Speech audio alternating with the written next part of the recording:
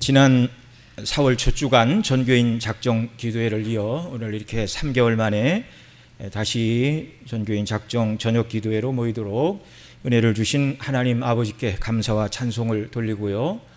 또 날씨도 덥고 바쁘신 중에 주의 말씀 사모하고 또 기도하러 모이신 우리 사랑하는 중심교회 모든 성도님들 주님의 이름으로 환영하고, 또 첫날부터 마지막 시간까지 정말 끝까지 잘 자리를 지키시고 말씀 통해 은혜 받고 기도하며 우리 영혼이 소생함을 받고 주를 섬기고 주의 교회를 섬기는 이런 귀한 은혜가 넘쳐나시기를 소원합니다.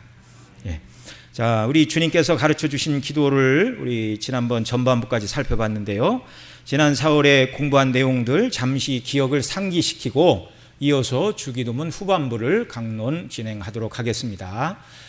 우리는 주기도문 첫 시간에 주께서 주기도문을 가르치시기에 앞서 당시 바리새인들과 유대인들이 드렸던 잘못된 기도의 모습 두 가지를 우리 예수님이 지적해 주셨고, 그리고 바른 기도가 무엇인가를 두 가지를 말씀해 주셨어요. 먼저 잘못된 기도의 두 가지 형태는, 첫째는 외식하는 기도, 두 번째는 중언부언하는 기도. 3개월밖에 안 지났으니까 다들 기억이 나시죠? 자, 외식하는 기도는 무엇이었습니까? 외식한다는 말은 가면을 쓰고 연극하는 자라 그 말입니다. 내가 아닌데 내가 아닌 다른 사람 흉내를 낸다, 그런 말이에요. 외식하는 기도는 하나님께 드리는 기도가 아니라 그 대상이 사람 보이려고 하는 기도라고 주님께서 정의해 주셨죠. 그래서 거기 말씀 같이 읽습니다. 시작. 저희는 사람에게 보이려고 회당과 큰 거리 어귀에 서서 기도하기를 좋아하느니라. 사람에게 보이려고 하는 기도, 이게 외식의 기도입니다. 자, 기도를 해야 된다는 것을 알고는 있는데 하나님과 바르게 교통하는 생명 있는 기도가 무엇인지 모르고 해본 적도 없어요. 그렇지만 경건하다는 평판은 유지하기 위해서 사람들 앞에 기도하는 모습을 그들이 보여주고 싶었습니다. 그래서 회당과 큰 거리 어귀, 자, 그들이 유대인들은 보통 오전 9시, 12시, 오후 3시 이렇게 기도했다고 말씀을 드렸는데, 오전 9시와 오후 3시는 매일같이 성전에서 드리는 상번제 제사를 드리고 제사장이 그 번제단의 숯을 가지고 이제 안에 있는 단에 들어가서 그 가루를 부수어 향을 올리고 기도할 때 백성들이 이제 함께 같이 기도했던 그 시간입니다. 거기 한 번 더하여 난 12시에 그렇게 기도를 했죠. 이게 마음을 쏟아놓고 계속의 은혜에 대한 감사와 기쁨, 이게 넘쳐야 되는데 이 기도가 형식으로 흘렀어요. 왜냐하면 육체적인 아브라함의 후손들, 그러니까 우리 조상은 아브라함이고 아브라함의 피를 물려받았고 우리에게 성전이 있고 성경이 있고 하나님 앞에 예배를 드리고 제사를 드리니까 우리는 구원받은 하나님의 백성이 틀림없다, 모두가 이렇게 생각을 했어요. 그러니까 뭐 그렇게 아쉬운 게 없습니다. 그런데 하나님을 섬기기는 섬겨야 되는데 생명 있는 교통을 잃어버렸으니 아주 그 형식적인 기도를 드릴 수밖에 없었던 것이죠. 가장 경건해야 될 기도 시간에 사악한 자기 자랑과 거짓으로 자기를 높이는 교만한 기도를 드렸다는 말입니다. 자신들이 죄인임을 절감하지 못하니 진정한 회개와 메시아를 통한 구원을 간절하게 구할 수 없었어요. 이미 자신들은 구원받은 사람이라고 치부하고 시작을 했어요. 간절함이 없습니다. 스스로 구원받았고 스스로 의로우며 당연히 천국 백성으로서 부족한 것이 없이 세상에 필요한 것을 또 바리새인들은 다 가지고 있었어요. 사회 지도층이었습니다. 그러니 그들이 간절한 마음으로 죄를 회개하고 메시아를 통한 구원을 사모하는 이런 기도를 드릴 수가 없었습니다. 그 다음 중언부언의 기도는 무엇이었죠? 중언부언의 기도는 의미 없는 말의 반복 또는 의미 있는 말을 마음이 빠진 상태로 반복하는 것을 중언부언의 기도라고 말을 합니다. 이것은 이방인들이 자기들의 신들에게 기도문을 오랜 시간 동안 의미 없이 반복하는 기도와 다를 바가 없는 것이었습니다. 그래서 예수님은 이방인과 같이 중언부언하지 말라, 그렇게 말씀하셨죠. 이방인의 기도의 특징이 바로 이 중언부언입니다.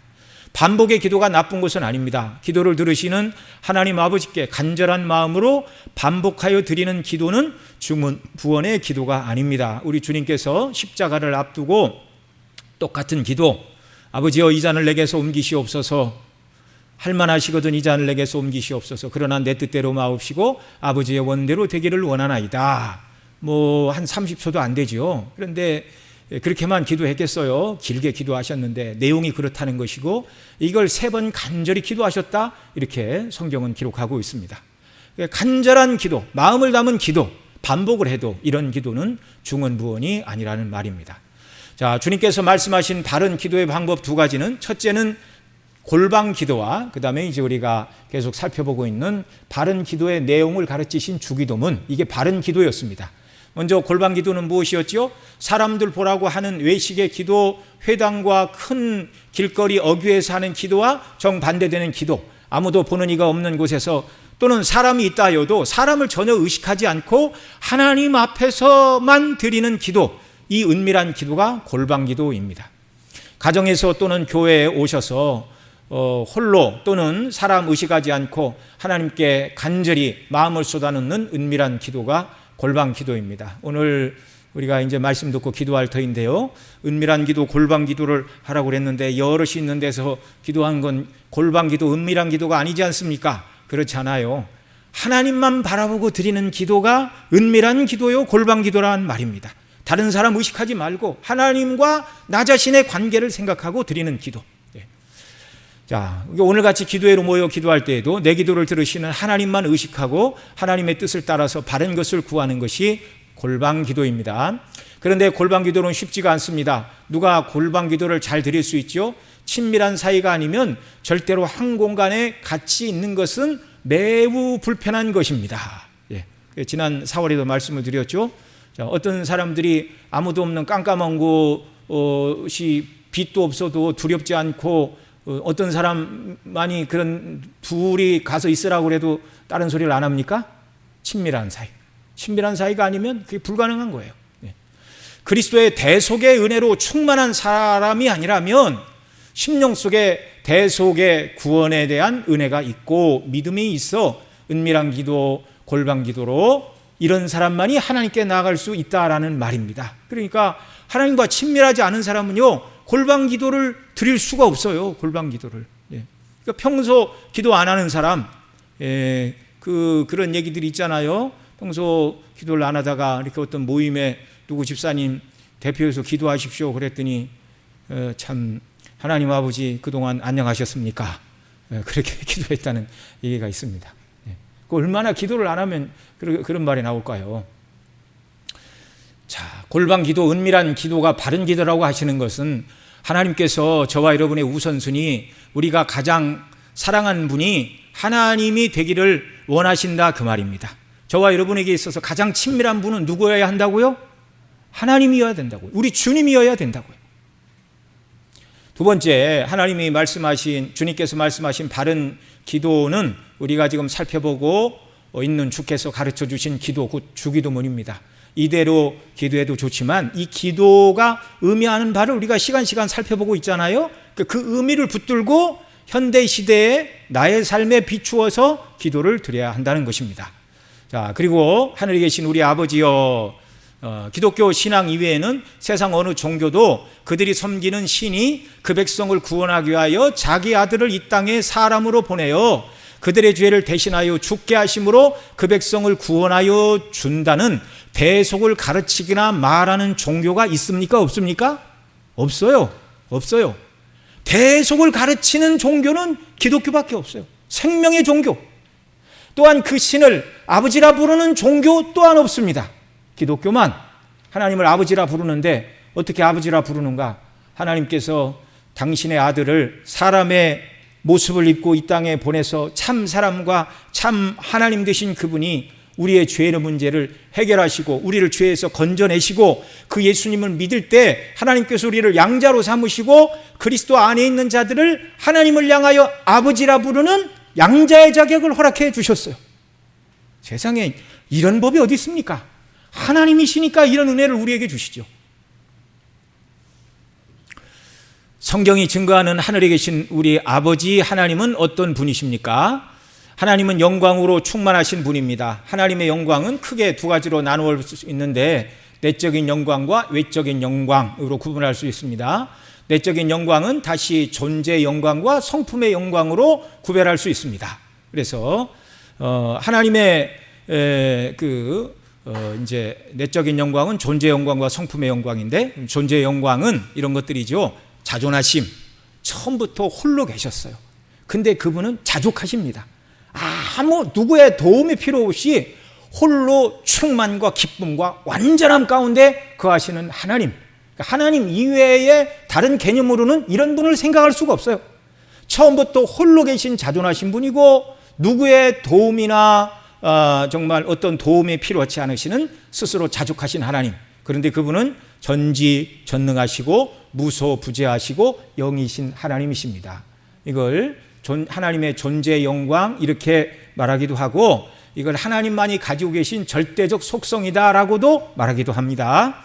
자, 이 세상에 아무것도 없던 그때에 홀로 삼위로 계신 한 분 하나님만 계셨고, 그래서 그 하나님은 스스로 계시는 자존하신 하나님이라 말씀하시고, 또한 아무 부족한 것도 없으신 자족하신 하나님은 무한한 영광으로 스스로 충만하신 분이십니다. 또한 모든 것을 다 하시는 전지하신 하나님께서 그 전지하신 지혜를 따라 세상을 어떻게 창조하고 사람을 어떻게 짓고 사람이 범죄하고 타락하면 어떻게 구원할까를 창세전에 하나님이 전지하신 지혜로 싹 계획해 놓으셨어요. 하나님은 창조하시기 전부터 무엇을 갖고 계셨다고요? 인류 역사 시작부터 종말까지 마스터 플랜을 완벽하게 하나님은 짜 가지고 계시다, 그 말입니다. 이게 하나님의 통치 백서예요. 그리고 전지하신 지혜로 계획하신 그 모든 계획을 전능하신 능력으로 차곡차곡 다 이루셨습니다. 6일 동안 창조하시고 7일째는 쉬시고. 네. 자, 그 하나님은 하나님께서 만드신 피조물보다 크고 넓고 광대하신 무소부재하신 하나님이시며, 영원 전부터 영원 무궁토록 그 하나님 되심이 항상 동일하시고 영원하셔서 사람과 구별되시는 인간과 같이 피조된 존재가 아닌 영이신 하나님이십니다. 하나님은 영이시다 말할 때 영이라는 의미가 이런 것입니다.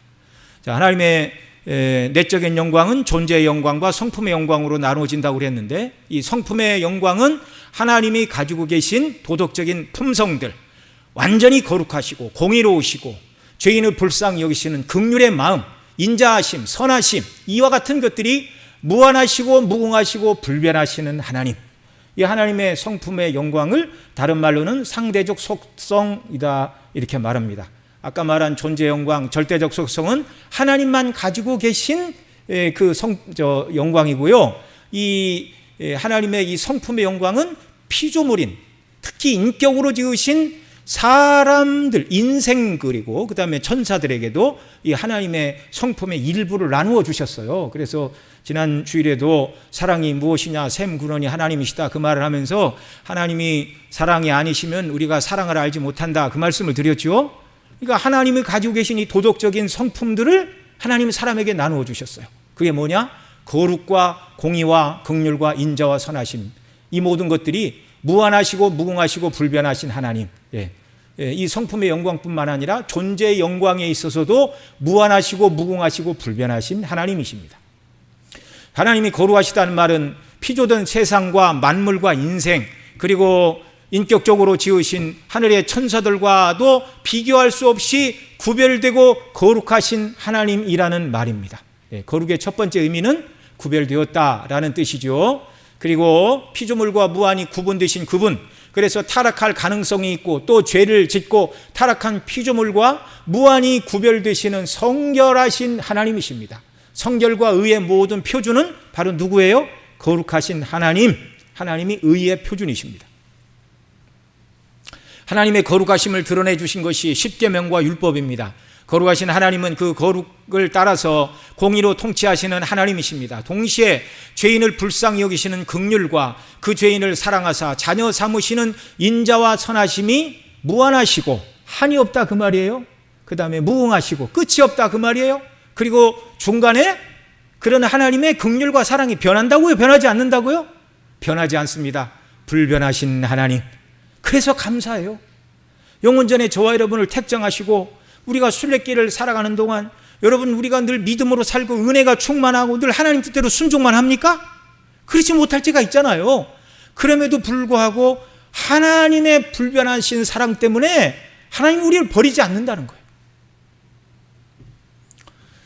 자, 둘째로 이와 같은 하나님의 내적인 영광, 곧 존재의 영광과 성품의 영광이 하나님이 이 영광으로 충만하신데 이 충만하신 영광을 하나님이 밖으로 드러내셨어요. 그래서 창조하시고 그 다음에 만물을 지으셨을 뿐만 아니라 인격적인 존재를 지으시고 그 모든 인격적인 존재인 천사들과 사람들에게 하나님이 얼마나 영광스러우신 분가를 드러내고 그 인격적인 존재들도 이 하나님의 영광에 함께 참여하는 은혜의 복락을 허락해 주셨습니다. 이게 너무 감사한 일이죠. 하나님의 외적인 영광은 바로 창조와 구원입니다. 창조는 하나님의 지혜와 능력이 드러나 있고 죄인을 구원하시는 구원에는 죄에 대하여 심판하시는 하나님의 거룩과 공의와 함께 그 죄인을 사랑하시는 하나님의 긍휼과 인자하심과 선하심을 드러내 주셨습니다. 죄인을 심판하셔야 하는 거룩하신 하나님의 공의를 만족하고 죄인을 사랑하시는 하나님의 긍휼과 인자하심이 충돌하지 않고 완전하게 이루어진 곳이 어디라고요? 우리를 구원하기 위하여 예수 그리스도께서 우리 대신 지신 대속의 십자가, 그것이 하나님의 공의와 사랑이 충돌하지 않고 완전히 충독된 거룩과 사랑이 합쳐져서 영화로운 구원을 이룬 정말 하나님의 영광이 가장 아름답게 빛나서 이루어진 것이 그리스도의 십자가라는 말입니다. 이 십자가는 또한 죄인의 죄를 처치하시고 구원하시기에 조금도 부족함이 없는 하나님의 지혜가 드러났고 그 구원을 완성하는 죽으심과 부활이라는 하나님의 전능하신 능력을 통하여 이 구원을 완성하여 주셨습니다. 그래서 하나님의 성품의 영광인 공의와 사랑, 존재의 영광인 전지전능하신 그 모든 내적인 영광이 온전히 드러난 것이 바로 예수 그리스도의 십자가인 것입니다. 그러니까 하나님이 당신이 가지고 계신 존재와 성품의 영광의 모든 것을 다 동원해서 입으신 것이 뭐라고요? 그리스도의 십자가를 통한 저와 여러분의 구원이라는 것입니다. 십자가를 통하여 죄인을 구원하신 하나님을 알게 될 때 비로소 하나님을 온전히 알게 되는 것입니다. 이런 은혜를 오늘 저와 여러분이 받았습니다. 십자가 모르고 하나님의 창조에 기가 막히게 대해서 안다, 그건 하나님을 다 안 게 아니에요. 그렇게 하나님을 알아서는 구원받지 못합니다. 십자가를 통하여 구원하시고 그 아들 안에서 우리를 양자로 받으신 하나님 누구신가를 알 때 하나님의 온전하심을 우리가 다 알게 되고 그 사랑과 구원을 온전히 받게 되는 것입니다. 그 다음에 우리가 세 번째 시간에 이름이 거룩히 여김을 받으시오며 우리가 살펴봤는데요, 이 기도를 드림에 있어서 먼저 기억해야 될 것은 우리가 하나님의 이름이 거룩히 여김을 받으시기를 위해 기도해야 하나 하나님의 이름의 거룩함에 있어서 무엇이 부족해가지고 우리 기도를 통하여 하나님의 이름의 거룩히 여김을 받는 곳에 부족한 부분을 우리가 채우는 것은 아니다. 우리 앞서 하나님은 자존하시고 자족하시다고 말씀을 드렸죠. 영광이 있어서 어느 것 하나도 부족하신 분이 아닙니다. 우리가 채워드려야 될 거룩은 없어요. 채워드려야 될 이름의 영광은 없어요. 예. 조금 더 부족한 것이 없는 분 또한 올리세요. 이 기도가 거룩하신 하나님의 이름이 누추해지지 않도록 하나님께서 거룩하신 이름의 영광을 잘 보존하십시오라고 우리 사람 같으면 이렇게 막 흥분하면 좀 참어 흥분하면 안 돼. 예, 그 말은 죄 지으면 안 돼 그 말이잖아요.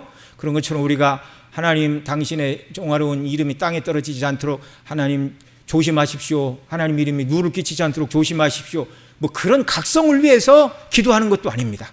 어떤 경우에도 하나님은 오르시고 하나님이 분노하셨다 하면 그건 공의에 대한 시행이지 인간처럼 죄를 짓는 분노가 아니에요. 어떤 경우도 하나님은 이름이 낮아지실 수가 없는 분이십니다.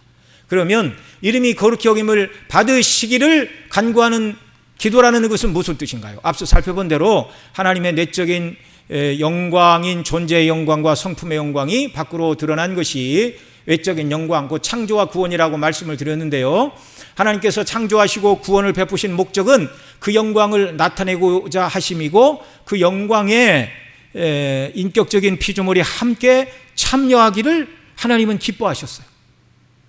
그러니 그 이름이 거룩히 여김을 받으시오며라고 가르쳐 주신 기도는 바로 우리가 하나님의 존재와 성품의 영광, 그리고 그 영광으로 창조하시고 구원하신 은혜의 영광을 더 알고 깨달아 그 영광을 찬미함으로 하나님의 거룩하신 이름을 높이는 자가 되게 해달라는 기도입니다.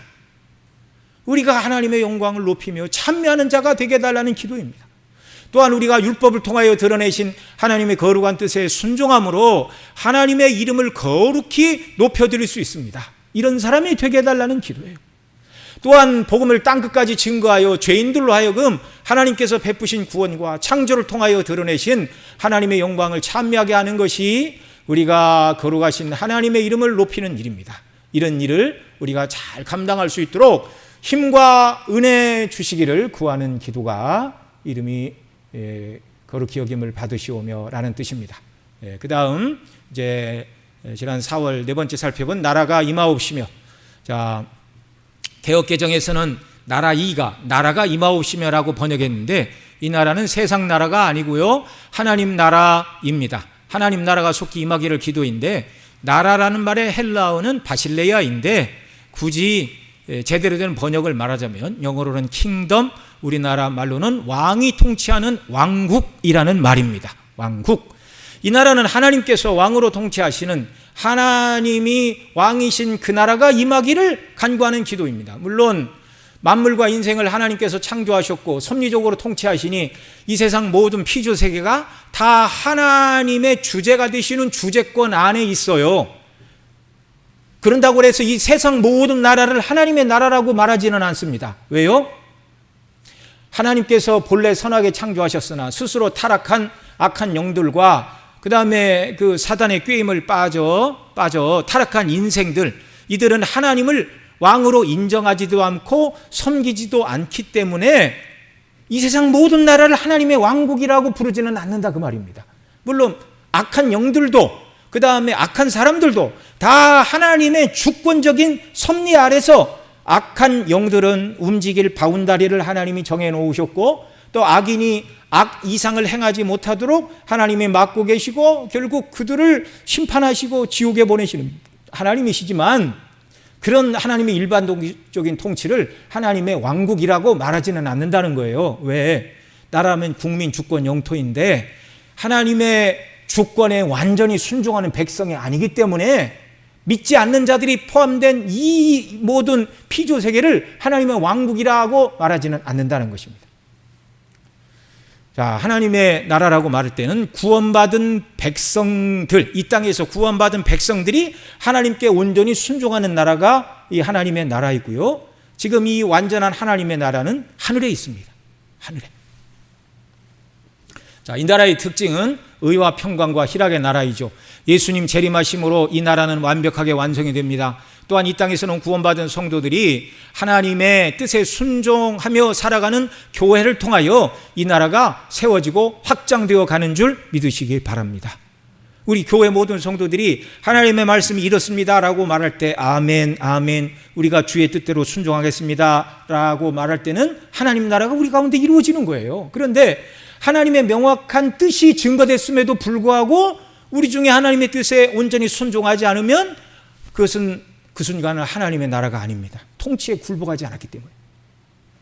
그래서 나라가 임하옵시며 라고 기도하는 것은 이 땅에서 하나님의 나라를 대적하는 사단의 나라가 무너지기를 위해서 먼저 기도하라는 것이죠.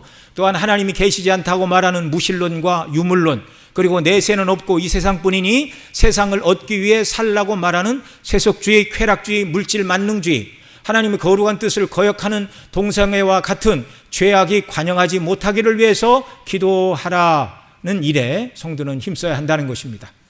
복음을 핍박하는 악한 이단과 또 종교들이 바로하지 못하도록 간구해야 하며, 끝으로 이 땅의 교회 곧 우리가 복음 증거에 전력하는 은혜를 구하는 기도. 그래서 하나님의 택하신 자들이 구원을 얻고 속히 하나님의 택한 모든 백성이 다 구원을 받아야 우리 주님 이 땅에 다시 오시고 하나님 나라가 완전히 이 땅에 이루어지는 거예요. 자, 하나님께서 계획하신 그 영광의 통치의 기쁨으로 순종하는 자들 가운데 하나님께서 왕으로 다스리시는 그 영광스러운 천국이 속히 임하기를 구하는 기도입니다. 자, 이제 지금까지 말씀드린 게 우리 4월 달에 말씀드린 내용을 정말 그냥 좀 말을 타고 달리듯이 이렇게 연결을 해야 이제 오늘 뜻이 하늘에서 이룬 것 같이 땅에서도 이루어지리다라는 말씀과 연관을 시킬 수가 있기 때문에 이제 지나간 시간들을 짧게 이제 반복을 했습니다. 자, 이제 주님께서 가르쳐 주신 기도의 세 번째 항목인 뜻이 하늘에서 이룬 것 같이 땅에서도 이루어지다에 대해서 살펴보면서 말씀을 통해 주시는 은혜를 우리가 받고자 합니다. 자, 하나님의 뜻이 이루어지기를 구하는 기도인데요. 여러분, 하나님의 뜻은 반드시 이루어집니까? 안 이루어집니까? 반드시 이루어지죠. 이 땅에서도 하나님의 뜻은 이루어집니까? 안 이루어집니까? 이루어지죠. 조금 아까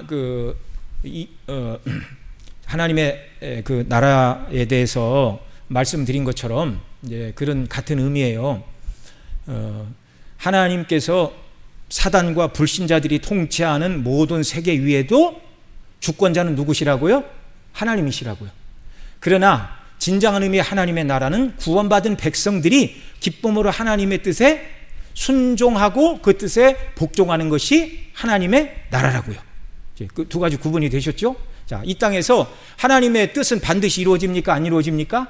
이루어집니다. 그러니까 악한 자들 가운데도 하나님의 뜻은 이루어집니까? 안 이루어집니까? 이루어지죠. 이따 더 말씀을 드리겠지만 죄를 지으면 심판하시고 벌하시고 형벌하시고 죽이시고 지옥에 보내는 게 하나님의 뜻이 이루어지는 거예요. 그런데 그렇게 말고 뜻이 하늘에서 이룬 것처럼 땅에서도 이루어지기를 간구하는 기도이니까 이 기도는 하나님께서 악인들이 말 안 들으면 그들을 심판하십시오, 그런 의미의 기도가 아니라 이 땅에 구원받은 성도들이 하늘에서 하나님의 뜻이 온전히 이루어진 것처럼 그 뜻이 오늘 우리 가운데 온전히 이루어지기를 구하는 기도예요. 그러니까 이런 기도는요, 그냥 함부로 망할 수 있는 기도가 아니에요. 이 기도를 드리는 내가 어떻게 해야 되는가? 이 기도를 통하여 주님은 우리 각 사람 한 사람이 어떻게 기도하고 어떻게 주의 뜻에 순종해야 되는가를 가르치고 계심을 여러분 주에서 우리가 봐야 됩니다. 자, 뜻이 하늘에서 이룬 것 같이 땅에서도 이루어지다라는 기도는 하나님의 뜻이 하늘에서 이루어지는 것과 이 땅에서 이루어지는 것 사이에는 차이가 있다는 것을 전제하는 말씀인데, 이 기도는 하나님의 거룩하신 뜻이 하늘에서는 이루어지는데 어떻게 이루어지죠? 완전히 이루어집니다. 완전히 하나님의 계획하신 대로 속이 시원하게 완전히 이루어져요. 그러나 이 땅에서는 그렇지 못하죠. 그런데 그 하나님 뜻이 하늘에서 이룬 것처럼 이 땅에서 곧 예수님이 믿는 저와 여러분들 속에서 하나님의 뜻이 완전히 이루어지기를 간구하는 기도입니다. 자, 보겠습니다. 그러면 하늘에서는 하나님의 뜻이 어떻게 이루어졌죠?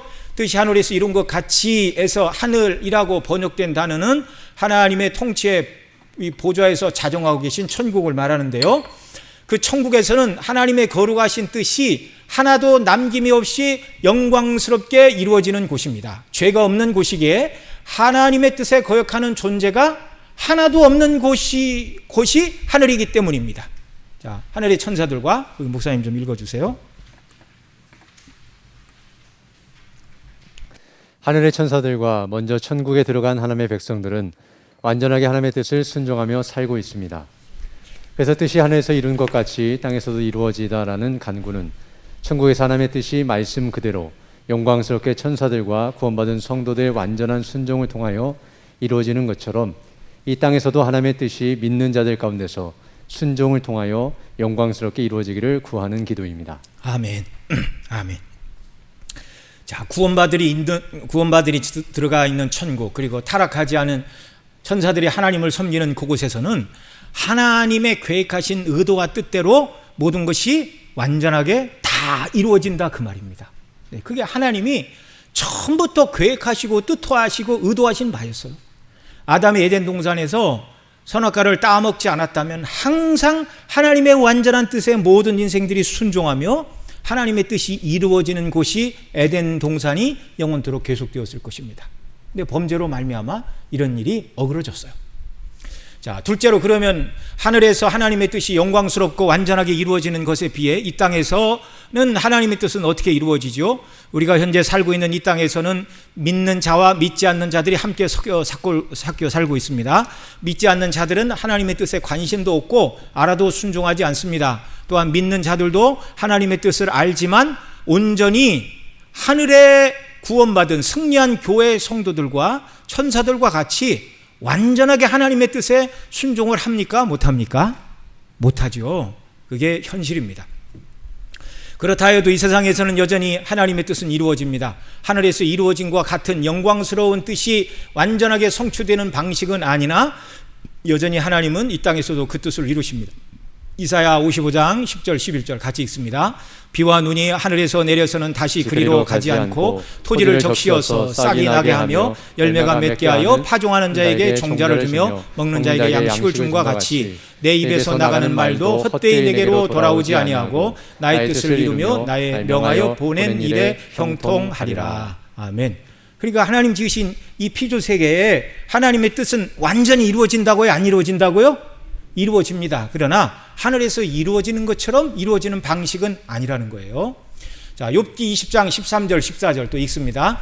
그는 뜻이 일정하시나니 누가 능히 돌이킬까? 그 마음에 하시고자 하시는 것이면 그것을 행하시나니 그런즉 내게 정하신 것을 이루실 것이라. 이런 일이 그에게 많이 있느니라. 자, 범죄하고 타락한 인간들이 사는 이 땅에서는 하나님의 뜻에 불순종하는 자들이 넘쳐나지만 그러나 이런 세상 속에서도 하나님께서는 그 뜻하신 일을 모두 이루어 나가십니다. 그 방식이 악한 자와 죄인들을 공의로 통치하심으로 그 뜻을 이루어 가시며 성도가 연약하여 온전히 순종하지 못할 때에는 징계를 통하여 성도를 하나님의 사람으로 세워가는 것이 이 땅에서 하나님께서 뜻을 이루어 가시는 방편이라는 말입니다. 그러면 왜 하늘에서는 하나님의 뜻대로 하나도 남김없이 하나님의 의도한 대로 모든 것이 다 이루어지는데 이 땅에서는 왜 하나님의 뜻대로 모든 것이 다 이루어지지 않는 것이죠? 죄 때문입니다. 처음부터 죄는 하나님의 뜻에 순종을 하느냐 아니면 순종하지 않고 내 마음대로 사느냐 하는 이것이었습니다. 첫사람 아담은 선악을 알게 하는 나무의 실과를 따먹지 말라 먹는 날에는 정녕 내가 죽으리라라고 하나님께서 불순종하고 죄를 지으면 하나님과 생명의 관계가 끊어져 죽게 된다고 분명하고 명확하게 해서는 안 되는 일을 말씀하셨음에도 아담과 하와는 하나님의 선하신 뜻을 거역하고 선악과를 따먹음으로 범죄하고 말았습니다. 아담의 후손으로 태어난 모든 사람들은 나에게 있어 최고의 권위는 하나님이시냐 나 자신이냐 우선순위에서 항상 거룩하시고 공의로우신 하나님의 뜻 대신 육신의 정욕, 안목의 정욕, 이생의 자랑을 따라 살아가는 자기 자신의 뜻이 항상 먼저인 자기 애가 충만한 죄인들이 되고 말았습니다. 그러니까 하나님이 앉으셔야 될 그 자리에 내 본성이 앉아 있는 거예요. 뿐만 아니라 구원받은 자녀들인 성도들 가운데서도 세상에 속한 물질과 명예와 권세와 쾌락이 우선이 되어 마땅히 영광을 받으셔야 될 하나님의 자리에 자신과 자신이 원하는 것을 올려놓고 하나님마저도 섬김과 공경과 경배의 대상이 아니라 나의 원하는 것을 들어주시는 분 정도로 생각하는 사람이 있다면 이는 징계받을 죄악이고 이런 사람을 통해서는 하나님의 뜻이 하늘에서 이루어진 것처럼 땅에서는 이루어지지 않는다는 말입니다. 연약한 인생은 자기의 뜻, 곧 세상에서 원하는 것을 이루는 성공만을 추구하기 때문이죠. 자기가 원하는 것을 쫓아 사는 것이 세상 정신입니다. 이 세상 정신은 하나님의 뜻과 정반대입니다. 바울 사도는 너희는 이 세대를 본받지 말고 오직 마음을 새롭게 함으로 변화를 받아 하나님의 선하시고 기뻐하시고 온전하신 뜻이 무엇인지 분별하도록 하라 이렇게 가르쳤는데 우리가 이 땅을 살아갈 때 항상 하나님의 선하시고 기뻐하시고 온전하신 뜻이 무엇인가를 생각하고 그 뜻대로 순종하며 살아갈 때 뜻이 하늘에서 이루어진 것처럼 땅에서도 이루어지게 되는 줄 믿으시기 바랍니다. 우리 자신이 이런 사람이 되게 해달라는 기도예요. 이 시대의 정신, 이 세대의 교훈과 하나님의 선하시고 기뻐하시고 온전하신 뜻은 정반대, 대척점에 서 있습니다. 그래서 사도는 그리스도 안에 있는 구원은 성도들에게, 구원받은 성도들에게 하나님의 선하시고 기뻐하시고 온전하신 뜻을 분별하고 그 뜻대로 살라는 것입니다. 이 기도가 가르치는 정신이 이거예요. 자, 아까 1절, 2절 아까 읽었죠? 한 번 더 읽습니다. 1절, 2절 시작. 그러므로 형제들아, 내가 하나님의 모든 자비하심으로 너희를 권하노니 너희 몸을 하나님이 기뻐하시는 거룩한 산제사로 드리라. 이는 너희 드릴 영적 예배니라. 너희는 이 세대를 본받지 말고 오직 마음을 새롭게 함으로 변화를 받아 하나님의 선하시고 기뻐하시고 온전하신 뜻이 무엇인지 분별하도록 하라. 아멘. 우리 자신을 거룩한 산제사로 드리는 사람, 뜻에 완전히 순종하는 사람. 자, 그러면 주님께서 뜻이 하늘에서 이룬 것 같이 땅에서도 이루어지리다라고 기도하라고 가르쳐 주신 것은 어떤 의미를 담고 있습니까? 자, 그런 기도를 드리되 하나님이 그 기도를 들으시고 은혜를 주시면 우리가 그런 사람으로 이제 살 수 있는 사람이라는 거예요? 살 수 없는 사람이라는 거예요? 살 수 있는 사람이라는 거예요. 기도해도 그렇게 살아갈 능력이 없는데 이렇게 기도하라고 그러면 우리는 절망입니다. 이렇게 할 능력이 없는데 너희가 이렇게 기도하고 뜻이 하늘에서 이루어진 것처럼 땅에서도 이루어지는 삶을 살아야 구원받는다 하시면 아무도 구원받을 수 없어요. 근데 이런 은혜를 하나님 우리에게 주셨다는 말입니다. 그리스도인들은 이제 하나님의 뜻이 무엇인가 분별하고 그 뜻을 이루기 위하여 산제사로 우리 자신을 드릴 수 있는 새로운 사람들이 되었다는 것을 선언하시는 말씀입니다. 당신의 십자가를 통해서 이 일을 이루실 것을 내다보시고 이렇게 기도하고 이렇게 이루는 자들이 되라는 말이에요. 거듭나기 전에는 첫사람 아담 안에 있던 저와 여러분 모두는 하나님의 뜻을 분별할 수 없었고 그 뜻을 실천할 수도 없었고 그 뜻을 마음에서 좋아하지도 않았어요. 이게 타락한 본성의 원리입니다. 지정의가 다 타락했어요. 범죄 이전의 아담은 원의가 있어서 하나님의 뜻에 순종할 수 있었습니다. 그러나 범죄하여 타락하여 하나님의 온전한 형상을 잃어버렸어요. 하나님의 형상인 지정의에 다 문제가 생겼는데 지적으로는 하나님의 뜻에 별 관심이 없고, 여러분 우리 이 타락을 얘기할 때 모든 범위가 다 타락했다는 거지 사단 마귀처럼 완전히 다 타락했다 그런 말은 아니라고 여러분 말씀을 드렸죠. 이 컵에 물이 있는데 이 컵 자체 전부를 검은색 페인트로 채운 상태가 사단 마귀라면 우리의 타락한 정도는 이 깨끗한 물 위에 잉크 몇 방울 떨어져서 전체가 오염되어 있는 것과 같다, 그런 의미라고 말씀을 드렸습니다. 그러니까 지적으로 타락 이전에는 지적으로 하나님의 뜻이 무엇인가를 명확히 알았지만 타락한 이후에는 하나님의 뜻을 어렴풋이 아는 거예요. 그 다음에 이 정서도 부분적으로 타락을 했기 때문에 정도에 있어서 완전히 타락한 건 아니기 때문에 하나님의 뜻을 좋아하는 마음이 조금 있지만 그러나 주류의 정서는 죄악의 원리를 사랑하는 정서로 바뀌었다는 것입니다. 의지에 있어서도 하나님의 뜻을 순종하려는 의지가 조금은 있지만 의지의 전체는 정서가 시키는 대로 죄의 욕망을 이루고자 하는 곳으로 의지가 달려간다 그 말이에요. 이제 더 보면서 설명을 하겠습니다. 자, 지정의에 모두에 문제가 생겼는데 지적으로는 하나님 뜻에 관심이 없고 자기 뜻이 우선이 되었고 정서적으로는 하나님의 뜻을 기뻐하기보다 죄악된 본성의 요구를 더 좋아하는 정서가 되었고 의지도 죄가 끄는 대로 끌려가는 의지의 자유를 상실한 자가 되었습니다. 그래서 누턴은 이 의지를 표현할 때 무슨 의지라고 말했죠? 노예의지. 이 누터와 동시대 인본주의자 에라스무스는 무슨 의지를 주장했습니까? 자유의지를 주장했어요. 내 의지로 얼마든지 하나님의 뜻에 순종할 수 있다. 그런데 인간이 범죄하고 타락해서 지정의가 타락한 줄을 모르니까 그런 말을 하는 거예요. 모르니까. 예. 심지어 펠라기우스는 율법대로 다 순종을 해서 그 원죄를 인정하지 않으니까 내가 율법대로 다 순종해서 예수님 도움 없이도 내가 하나님의 뜻대로 완전히 순종해서 구원을 이룰 수 있다, 그렇게 가르쳤습니다.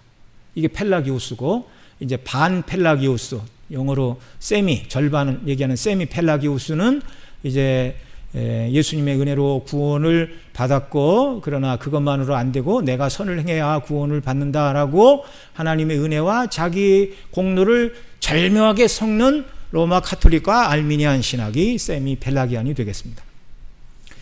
자, 그러나 그리스도 안에서 구속함을 받은 자들은 하나님의 뜻을 따라 살아갈 수 있는 자들로 새롭게 지으심을 받은 중생한 자들임을 여러분 믿으시기 바랍니다. 거듭났다 그 말이에요. 선을 행할 수 없는 자리에서 선을 행할 수 있는 새 생명의 자리로 거듭나게 하나님이 성령 안에서 우리를 거듭나게 하셨어요. 예수님의 구원은 우리가 지은 죄의 값을 대속하심으로 죄의 책임을 면제해 주시는 구원일 뿐만 아니라 대속의 십자가의 구원을 믿을 때 이제 죄에 대하여 죽고 의에 대하여 하나님에 대하여 산 자로 거듭나게 하셨습니다. 중생의 은혜를 베풀어 주셨어요. 이것을 사도 바울은 로마서 6장 6절로 14절에서 이렇게 말씀합니다. 같이 읽습니다. 시작. 우리가 알거니와 우리 옛사람이 예수와 함께 십자가에 못 박힌 것은 죄의 몸이 멸하여 다시는 우리가 죄에게 종노릇하지 아니하려 함이니 이는 죽은 자가 죄에서 벗어나 의롭다 하심을 얻었음이니라. 만일 우리가 그리스도와 함께 죽었으면 또한 그와 함께 살 줄을 믿노니 이는 그리스도께서 죽은 자 가운데서 사셨음에 다시 죽지 아니하시고 사망이 다시 그를 주장하지 못할 줄을 알미로다. 그의 죽으심은 죄에 대하여 단번에 죽으심이요 그의 살으심은 하나님께 대하여 살으심이니 이와 같이 너희도 너희 자신을 죄에 대하여는 죽은 자요 그리스도 예수 안에서 하나님을 대하여는 산 자로 여길지어다. 그러므로 너희는 죄로 너희 죽을 몸에 왕노릇하지 못하게 하여 몸의 사욕을 순종치 말고 또한 너희 지체를 불의의 병기로 죄에게 드리지 말고 오직 너희 자신을 죽은 자 가운데서 다시 산 자같이 하나님께 드리며 너희 지체를 의의 병기로 하나님께 드리라. 죄가 너희를 주관치 못하리니 이는 너희가 법 아래 있지 아니하고 은혜 아래 있음이니라. 자, 예수님 믿을 때 죄에 대하여 죽고 하나님에 대하여 산 자로 다시 난 것, 중생의 은혜를 베풀어 주셨어요. 보라, 이전 것은 지나갔으니 새로운 피조물이 되었도다.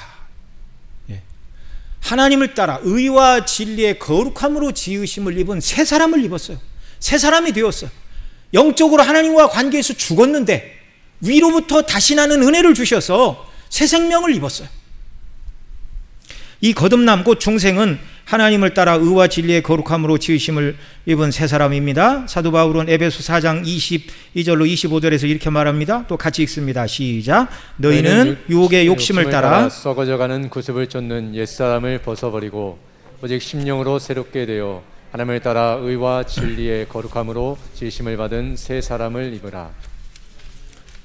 그런즉 거짓을 버리고 각각 그 이웃으로 더불어 참된 것을 말하라. 이는 우리가 서로 지체가 됨이니라. 아멘.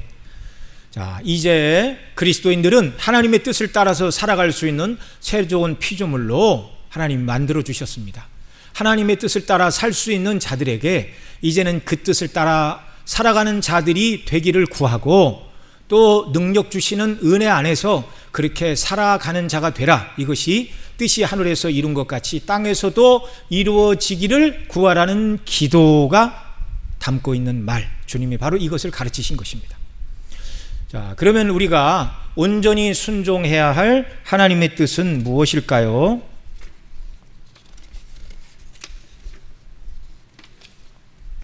자, 먼저 하나님의 뜻은 크게 두 가지로 나눌 수가 있습니다. 나타난 하나님의 뜻과 숨겨진 하나님의 뜻. 자, 하나님의 큰 뜻은 두 가지인데 무엇과 무엇이라고요? 예, 나타난 뜻과 숨겨진 뜻. 이걸 신명기 29장 29절에서 이렇게 가르칩니다. 같이 읽습니다. 시작.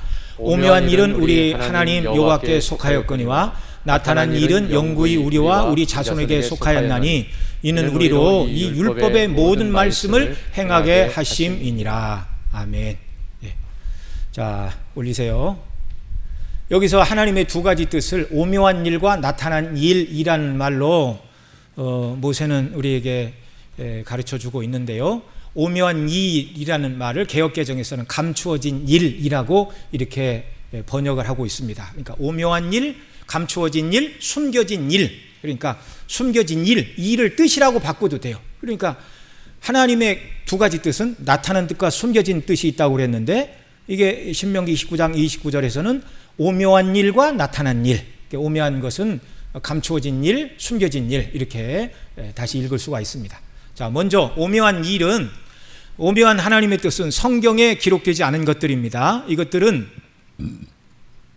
우리에게 감추어진 하나님의 섭리적인 뜻을 말하는 것입니다. 칼빈은 이 하나님의 오묘한 뜻을 이렇게 말했어요. 인간과 관련해서 하나님의 섭리가 이루어지는 것. 그러니까 하나님은 모든 섭리를 다 성경에 기록해 놓으셨습니까? 그렇지 않아요. 구원과 관련된 일들만 성경에 기록을 해 놓으셨어요. 그러니까 하나님이 이 땅을 통치를 하십니다. 다음번 대통령은 누가 될까요? 우리는 압니까 모릅니까? 뭐 예상은 하겠죠. 뭐 여야 유력한 정치인들 누구들 중에 한 사람이 되겠다 그러지만, 여러분 우리가 5년 전에 지금 윤석열 대통령이 대통령 될 줄 알았어요? 몰랐어요. 그때는 검찰총장 하고 있었잖아요. 모르는 거예요. 이게 바로 하나님의 오묘한 일, 감추어진 일, 은밀한 일들입니다. 하나님의 계획 속에는 있지만 성경이나 선지자들을 통하여 말씀해 주시지 않고 하나님께서 홀로 꾸려나가시는 이 일. 그러니까 그 일은 우리가 알 수 없는 일들이에요. 이 뜻은 천지와 만물, 사람과 역사에 대하여 가지시는 하나님의 은밀한 계획들을 말합니다. 사람에게는 설명하여 주시지 않고 주권적으로 주장하시는 하나님의 뜻입니다. 예를 들면 이런 것들, 저와 여러분은 왜 대한민국 사람으로 태어났습니까? 여러분, 대한민국 사람으로 태어난 게 불만입니까? 자랑스럽습니까? 혼자 대답하세요, 속으로. 말씀하지 마시고. 또 나는 왜 우리 부모님 밑에서 태어났습니까? 자랑스럽습니까? 불만입니까? 자랑스럽죠? 네, 표정이 다 그런 것 같아요. 네. 또 나는 왜 우리 부모님을 닮아서 유전적인 질환이 있는가? 불만입니까? 자랑입니까? 근데 이런 거에 대해서는 우리가 우리 힘으로 되는 일이에요? 안 되는 일이에요? 안 되는 일이에요. 이게 뭐예요? 오묘한 일이에요. 하나님이 섭리적으로 이루시는 일이에요. 자, 이런 일들, 숨겨진 이런 일들에 대해서 우리가 할 일은 뭐라고요? 기쁨으로 그 뜻에 순종하며 살게 해달라는 기도입니다. 하나님의 오묘한 뜻, 내가 바꿀 수 없는 이 일, 어떻게 하라고요? 하나님이 기뻐하시는 뜻대로 순종하며 살아가는 이런 역사가 우리에게 있기를 바랍니다. 여러분, 자녀만 부모에 대해서 우리 아버지 어머니 참 마음에 안 드는 게 너무 많아, 세대 차이가 너무 많고 꼰대야 꼰대, 말도 안 통하고 라떼나 찾아 쌓고, 자녀들이 그러지 말라는 거예요. 아시겠어요? 그런 아버지 어머니를 통하여 여러분을 이 땅에 보내신 하나님의 뜻이 있는 줄 믿으시기 바랍니다. 또 부모들도 자녀들이 왜 이렇게 말을 안 들어, 부모가 봐서 저 공부할 때 조금만 더 집중하고 힘들어서 하면 나처럼 어른이 돼서 힘들게 조금 살지 말고, 그래서 공부할 때 조금만 더 고생하고 힘써서 하면 지금보다 훨씬 나은 미래가 기다리고 있을 텐데, 그거 조금 못 참고 놀고 싶고 막 졸음을 못 이겨서 내가 젊은 나이로 돌아가 봐라, 내가 공부를 하면 너같이는 안 한다. 그런데 젊은 나이로 돌아갈 수가 없잖아요. 나도 그때 그렇게 살았어요. 이거 하나님이 내게 허락해 주신 이런 일들에 대해서 원망과 불평을 하지 말고, 바꿀 수 없는 일들, 하나님의 섭리 가운데 되어진 이 일들에 대해서 감사하며 순종하며 살게 해달라는 기도. 오묘한 뜻, 내 힘으로 어찌할 수 없는 이 뜻. 여러분, 때때로 살다 보면 우리가 이런 일을 만납니까? 만나지 않습니까? 이런 일을 만나요. 갑자기 정말 건강에 문제가 생깁니다. 남들은 80년, 90 살고 100살 가까이 살다가 죽일 동안 병원 신세 한 번 앉는 분도 있는데, 나만 2번, 3번 중병으로 병원에 입원하고 수술을 하고, 하나님이 나를 사랑하시지 않나 봐. 그런 일을 만나면 마음에 그런 생각이 들까요? 안 들까요? 듭니다. 왜 안 들어요? 들지. 또 사업상의 어려움을 겪습니다. 자녀들이 어려운 문제를 겪습니다. 부모님들이 어려운 문제를 겪습니다. 그러면 그 하나님의 섭리를 우리가 다 이해할 수 없어서 하나님 정말 조금 서운하네요. 인간적인 표현이지만, 그러나 여러분, 뒤에 가도 말씀드리겠지만 만약에 하나님이 공의대로 우리를 대하신다면 벌써 다 지옥 형벌에 떨어졌어야 마땅한 자들이에요. 금그릇과 은그릇, 나무그릇과 질그릇도 있고 귀 쓰고 천이 쓰는 이 모든 권세가 하나님께 있는 줄 믿으시기 바랍니다.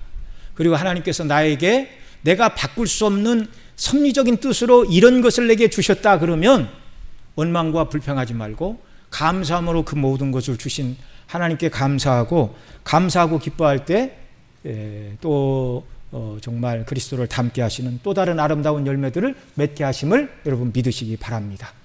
그런 은혜를 우리에게 주시는 거예요. 하나님께서 그렇게 작정하신 일이니 불만을 갖지 말고 순종하고 기쁨으로 받아들여야 한다는 것입니다. 조금 더 나가서 갑작스럽게 내 잘못이 없는데도 불구하고 교통사고가 났어요. 바로 이런 것이 하나님의 오묘한 뜻, 은밀한 뜻이니 이런 뜻이 일어난다 할지라도 원망과 불평을 말고 이런 일들에 하나님의 뜻이 무엇인가 죄짓지 말고 순종해야 한다는 것입니다. 뜻이 하늘에서 이룬 것 같이 땅에서도 이루어지다라는 기도는 지금 하나님의 뜻이 이 땅에 이루어지지 않고 있으니 이루어지게 해달라는 말이 아니고 예수님 믿는 저와 여러분 모두가 하나님의 오묘한 뜻, 숨겨진 뜻과 나타난 뜻에 기쁨으로 순종하며 살게 해달라는 기도입니다. 나를 고통스럽게 하는 일들과 원치 않는 여러 형편과 처지와 상황을 만날 때 바꿔주시기를 우리는 먼저 기도해야 돼요? 안 해야 돼요? 해야 돼요. 기도하시기 바랍니다. 내게 없는 것, 필요한 것 주께 구하시기 바랍니다. 하나님이 그 기도를 들으시고 기뻐하시고 원하시면 이루어 주시는 줄 믿으시기 바랍니다. 그렇게 기도해서 응답받은 성도들이 있어요? 없어요? 있어요. 그래서 우리는 그런 사람들을 이렇게 모시고 와서 받은 은혜 얘기해 보세요 라고 집회를 합니다. 그런 걸 뭐라고 그래요? 간증 집회. 그러나 그런 문제를 가지고 있는 사람이 다 기도하면 다 응답을 받습니까? 아니에요. 하나님의 섭리적인 뜻에 따라 간절한 기도를 가지고 기도할 때 누구의 기도는 들으시기도 하시지만 누구의 기도는 하나님이 듣지 않으시는 게 하나님의 오묘한 뜻인 줄 믿으시기 바랍니다. 그러니까 간증은 교리가 될 수 없어요. 아시겠죠? 무슨 말인가? 그래서 우리 교회는 간증을 안 합니다. 간증을 시키지도 않고 아무리 뛰어난 간증 강사가 있다 할지라도. 왜냐하면 그게 교리라면 당연히 교리라면 이렇게 하면 이렇게 된다는 성경의 원리라면 당연히 그런 말을 우리가 들어야 되죠. 그러나 하나님의 오묘한 뜻 가운데 간구했는데 들어주시지도 않고 그러시지도 않아요. 여러분 베드로가 처음 옥에 갇혔을 때 성도들이 기도하니까 하나님이 들으셨어요? 안 들으셨어요? 들으셨어요. 옥문이 흔들리고 풀린 착고가 다 이렇게 부서지고 천사가 데리고 나가자 베드로가 꿈을 꾸는가 그랬어요. 그래서 어느 집에 막 문을 두드리니까 여자아이가 나왔습니다. 그 여자아이가 보고 들어가서 베드로가 앞에 있다 그러니까 네가 베드로의 천사나 영을 보았다. 제정신이 아니다. 막 사람들이 그랬죠. 자, 퀴즈. 참고로 그 여자아이 이름이 뭡니까? 로데. 이거 성경 열심히 읽으셨네요. 자, 그렇게도 하나님이 하시지만 어느 때는 아무리 기도해도 옥문이 열리지 않고 순교하도록 하나님이 섭리도 하신다는 말이에요. 여러분 우리가 원하는 것을 하나님 앞에 간절히 구하시기 바랍니다. 하나님이 들으시고 기뻐하시면 기도 응답의 은혜를 주시는 줄 믿으시기 바랍니다. 그러나 아무리 기도해도 사도 바울이 육체의 가시가 자기에게서 이 가시를 하나님 뽑아주세요라고 간절히 3번 기도했지만 주님이 응답하셨어요? 안 하셨어요? 안 하셨어요. 내 은혜가 내게 족하다. 내가 약할 때 내 능력이 너에게서 강해진다. 교만하지 않게 하시려고 사도 바울이 간절히 기도했습니다. 그의 손수건나 앞치마를 놓으면 병든 사람이 다 일어나고 그가 기도하면 죽은 사람도 일어난 능력의 사도였지만 간절히 자기 자신의 육체의 가시 사단의 사자를 뽑아달라고 기도했지만 하나님이 응답하지 않으셨어요. 모든 성도의 기도에 하나님이 다 응답하시는 것은 아니라는 사실을 분명히 아시기 바랍니다. 그래서 내 기도가 응답하지 못했다 할지라도 하나님이 나를 사랑하시지 않는다고 생각할 필요는 없어요. 하나님의 다른 뜻이 나에게 있을 뿐임을 믿으시기 바랍니다. 그러니까 간절히 기도하세요. 그러나 응답해 주시면 감사해서 또 기도한 거에 따라 하나님을 영화롭게 섬기면 되고 응답해 주지 않으면 이제 내 자신을 바꾸시기 바랍니다. 하나님, 이게 주의 뜻이 내가 기도하는 대로 안 이루어지는 것이라면 하나님의 뜻대로 순종할 수 있는 기쁜 마음을 주시기를 바랍니다. 하나님께서 우리 마음을 어루만져 주시면 나에게 없어서 하나님 이거 베풀어 달라고 간절히 기도했던 그것이 이제 아쉽게 느껴지지 않도록 주님이 은혜를 주시는 줄 믿으시기 바랍니다. 그게 주님의 능력이에요. 그게 주님의 은혜예요. 몸이 아픈 사람이 고쳐주시기를 간절히 기도하지만 사도 바울처럼 하나님이 안 고쳐주는 게 내 뜻이다, 불편하지만 그대로 사는 게 내 뜻이다, 이런 하나님의 뜻을 확인하게 되면 마음의 평강이 오게 되고, 불편하지만 이것이 하나님이 나를 사랑하는 표시인 줄 알고 오히려 기쁨으로 그것을 끌어안고 순례길을 기쁨으로 살아갈 수 있는 능력과 은혜도 주께서 주시는 줄 믿으시기 바랍니다. 여러분, 제가 이런 설교를 왜 합니까? 그냥 우리 원하는 모든 것을 다 기도하여 얻으시기 바랍니다, 이루어질 때까지 기도하시기 바랍니다, 이렇게 소망만 주고 끝내도 돼요. 그런데 하나님의 뜻을, 그런다고 하나님이 거룩하신 당신의 우리를 향한 뜻을 바꾸시는 분이 아니잖아요. 그렇게만 기도하고 이루어지지 않는 기도도 있다는 얘기를 들어본 적이 없어요. 그러면 이런 성도는 기도가 이루어지지 않을 때 혼란에 빠지는 것입니다. 하나님 나를 버리셨나? 하나님이 살아계시나? 도대체 내가 하나님을 섬기는 신앙은 무엇이라는 말인가?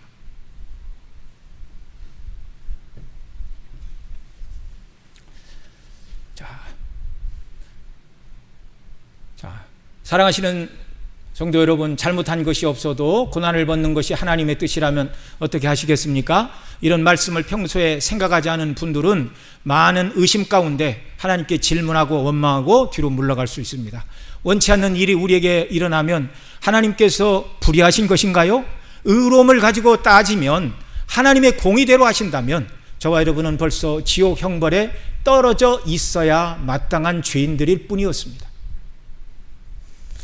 하나님의 사랑은 그리스도 예수 안에서 이미 우리를 위해 나타났고 그리스도의 십자가를 통하여 완전하게 실현되었음을 믿으시기 바랍니다. 하나님의 사랑은 우리가 어디에서 확인해야 된다고요? 주환이, 하나님의 사랑 어디에서 확인하라고요? 안 들려요. 이게 있어서 잘 안 들려. 크게 얘기해야 돼. 자, 어디에서 확인하라고? 예, 십자가. 그리스도의 십자가.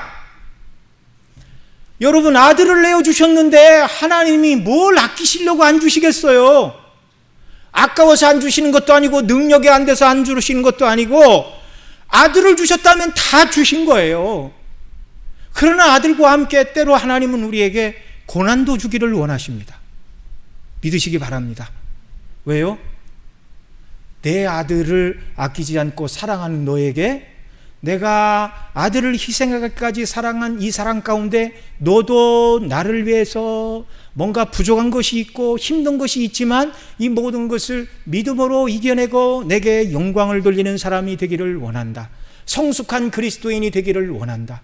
우리 주님은 죄가 하나도 없으신 분이지만 우리를 위하여 십자가를 지시고 즐겁게 자기 자신을 내어 주심과 같이 우리도 하나님을 위하여 나 자신을 드리고 섬기는 자들이 되라고, 내가 원하는 모든 것을 다 이루어 주시지 않고 때로는 원치 않는 것도 주시는 하나님이신 줄 믿으시기 바랍니다.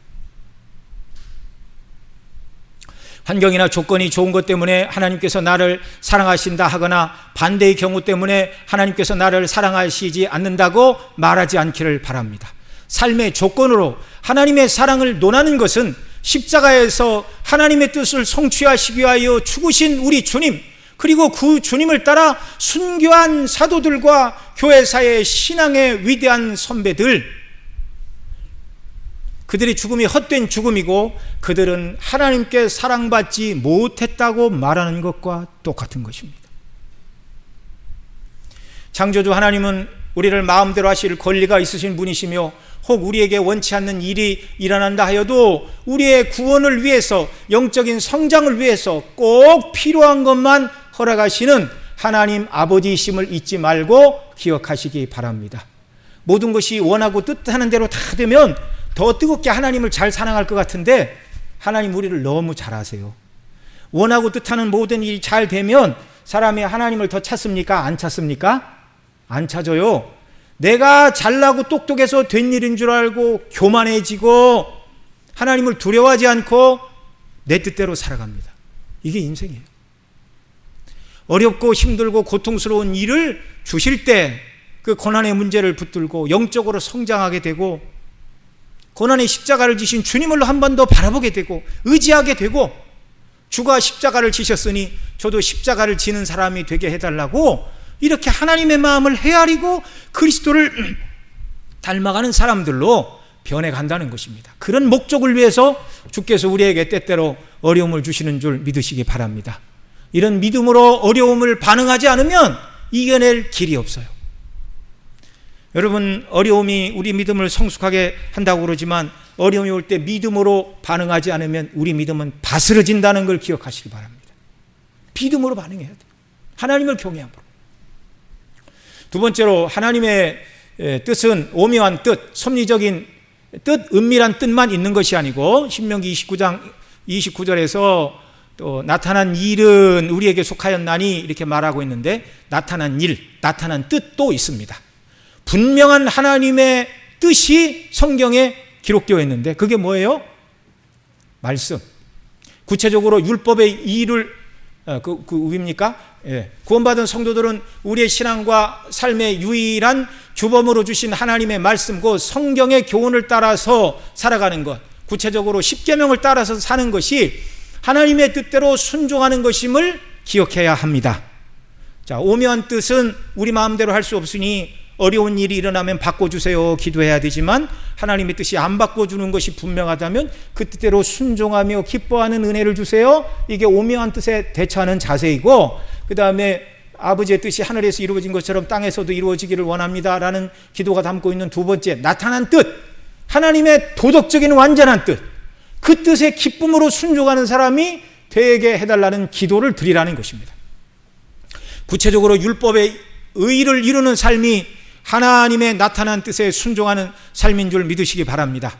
이 삶을 사도 바울은 에베소 4장 15절에서 이렇게 바꿔 말했어요. 같이 읽습니다. 시작.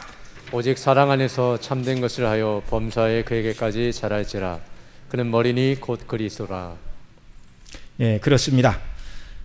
이렇게 말씀하셨는데 사랑 안에서 참된 것을 하여 머리 되신 예수님을 닮아가는 삶, 사랑 안에서 참된 것을 하여. 그 다음 예수님께서는 이 삶에 대하여 마태복음 22장 37절로 42절에서는 이렇게 말씀하십니다. 시작. 예수께서 가라사대 내 마음을 다하고 목숨을 다하고 뜻을 다하여 주 너의 하나님을 사랑하라 하셨으니 이것이 크고 첫째 되는 계명이요 둘째는 그와 같으니 내 이웃을 내 몸과 같이 사랑하라 하셨으니 이 두 계명이 온 율법과 선지자의 강령이니라. 네, 그렇습니다. 마음과 뜻과 정성과 힘을 다해서 하나님을 사랑하고 이웃을 내 몸처럼 사랑하는 것, 이것이 나타난 하나님의 명확한 뜻임을 믿으시기 바랍니다. 이렇게 해야 구원받는 것이 아니라 저와 여러분은 이런 삶을 살도록 구원받았고 새로운 피조물로 하나님이 만들어 주셨다는 거예요. 내 힘으로만 되는 일이 아니니 구원받은 성도라 할지라도 이 하나님의 성령이 역사하지 않으면 육체의 소욕이 나를 지배합니다. 그래서 하나님의 도우심을 구하고 성령으로 충만해야 육체의 소욕을 이기고 성령의 소욕이 역사할 때 하나님의 뜻대로 순종하며 살아가는 사람이 되는 거예요. 그래서 우리가 날마다 그리스도의 십자가를 바라봐야 된다. 성령으로 충만해야 된다. 하나님의 영광으로 우리 마음이 뜨거워져야 된다. 항상 설교 시간마다 말씀드리는 이유가 이것입니다. 예수님을 바라보고 십자가를 붙들고 그래서 우리는 살아야 됩니다. 우리 주님은 우리가 하나님의 오묘한 뜻, 감추어진 뜻과 나타난 뜻에 순종하는 모범을 보여주셨어요. 예수님은 죄가 하나도 없으신 분이셨지요. 아니, 하나님의 모든 율법에 조금도 위배됨이 없고 어긋남이 없는 참 의인이시라. 어떤 고난도 받아야 될 이유가 예수 그리스도에게는 전혀 없으신 분이셨지만 그 주님께서는 저와 여러분의 죄를 대신하여 십자가를 지셨습니다. 죽음의 잔, 고난의 잔, 죄의 형벌에 쓰디쓴 잔을 우리를 대신하여 마시러 오셨으나 아무런 불평도 하지 않으셨습니다. 원망도 하지 않으셨습니다. 완전하신 아버지의 뜻에 순종하셨습니다. 아버지의 뜻에 순종하는 것이 예수님께도 쉬운 일은 아니었습니다. 그래서 어떻게 하셨어요? 3번 간절히 기도하셨습니다. 자, 뭐라고요?